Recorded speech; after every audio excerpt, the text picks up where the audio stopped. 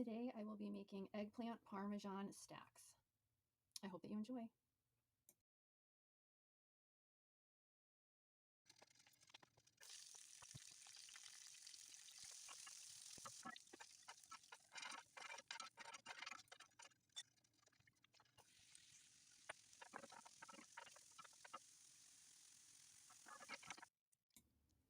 Here I am adding cottage cheese, and I also am adding some spinach. It's frozen spinach, and I blanched it for 2 minutes and then made sure that I took all of the moisture out by putting it in a sieve over a bowl and then patting it with a paper towel.